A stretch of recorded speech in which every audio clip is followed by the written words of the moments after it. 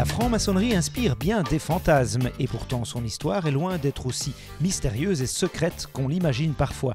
Une histoire qui s'est écrite en partie à Mons, née en Grande-Bretagne, la franc-maçonnerie serait apparue, le conditionnel reste de mise, sur le continent européen avec la loge de la Parfaite Union en 1721. Alors la franc-maçonnerie, ce n'est pas une religion, ce n'est pas une église, ce n'est pas une école, ce n'est pas une université, ce n'est pas une secte, ce n'est pas un parti politique, ce n'est pas une armée. Qu'est-ce qui reste, vous allez me dire? Eh bien, c'est une méthode d'accès à la connaissance. À Mons, les signes de la présence de la franc-maçonnerie ne manquent pas, comme sur la place du Bastion Vert, restaurée en 1985 par un architecte qui n'a pas caché son appartenance au mouvement. Tout à fait. Derrière vous, le pentagramme orné de la lettre G, qui est un symbole maçonnique important, qui est géométrie pour certaines interprétations, Gott, Dieu pour d'autres. Ensuite, vous avez un niveau et une règle, qui sont les instruments importants dans la construction, dans le bâtiment. De l'autre côté, vous avez la lune et le soleil, symbole qui figure dans chaque temple maçonnique. Un nouvel entrant en maçonnerie va devoir s'asseoir sur la partie du temple qui est gardée, si j'ose dire, par la lune. Il vient de l'obscurité et lorsqu'il passera au degré suivant de compagnon, il devra aller s'asseoir côté soleil. Enterré au cimetière de Mons, l'architecte Hector Puchot a réalisé les plans du temple de la rue Chizer. Les signes gravés sur sa tombe sont pour le moins explicites quant à son appartenance au mouvement. Tout à fait, il était membre de la Parfaite Union et c'est lui qui a réalisé les plans et a présidé à toute la construction du temple de la rue Chizer. On voit clairement les signes d'appartenance à la franc-maçonnerie. Je crois qu'il est difficile d'en mettre beaucoup plus.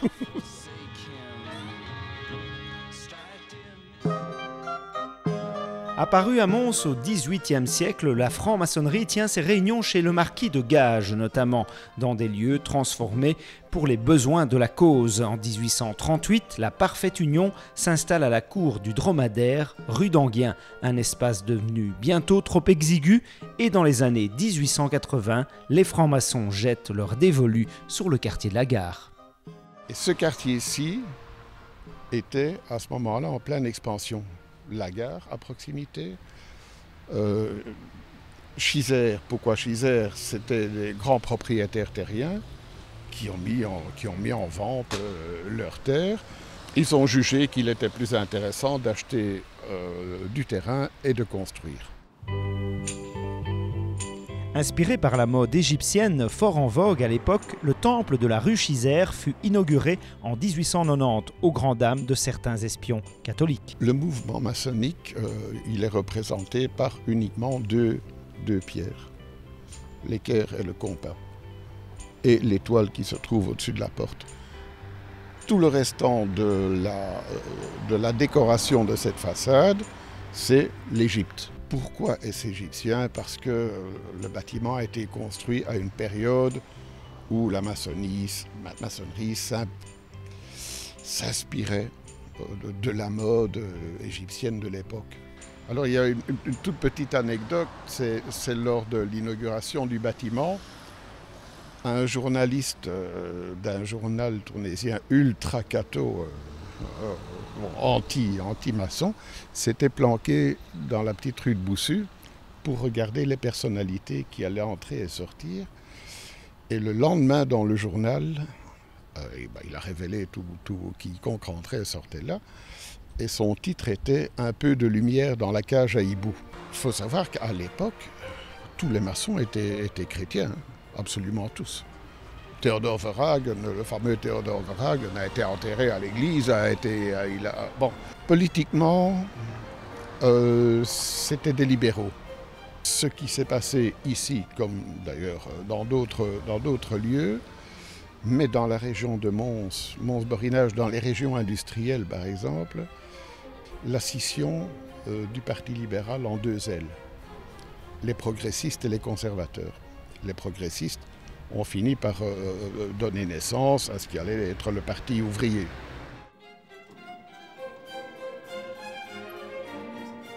En avril 2011, un musée de la franc-maçonnerie s'est ouvert en plein cœur de Bruxelles.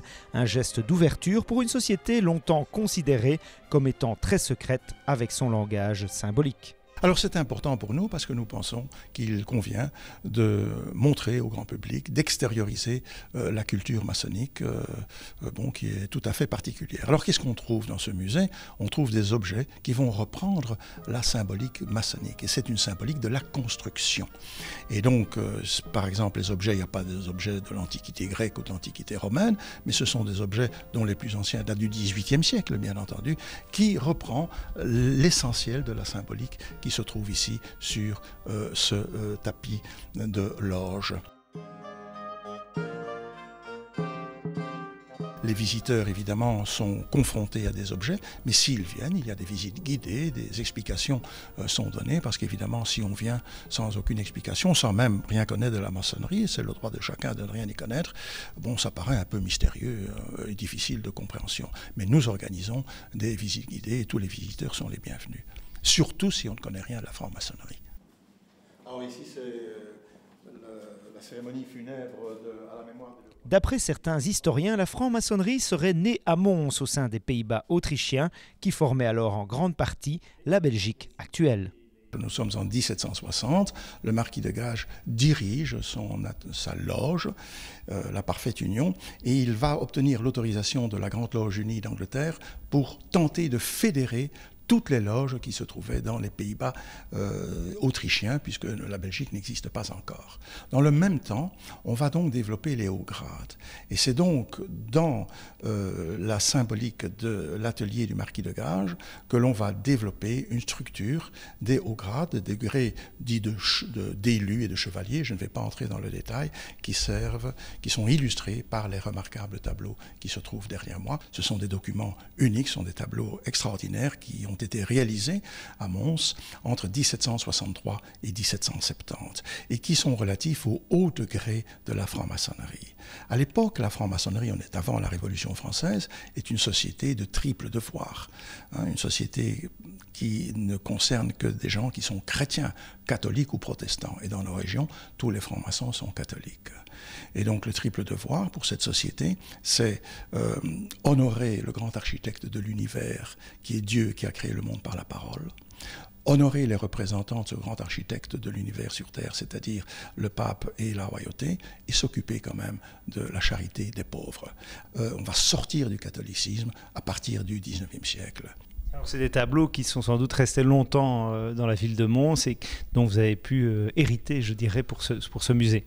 Oui, il y a toute une histoire, mais je ne vais pas entrer. Nous l'avons ici au musée grâce à la Parfaite Union de Mons, et donc c'est considéré vraiment comme le clou du musée, je n'hésite pas à le dire.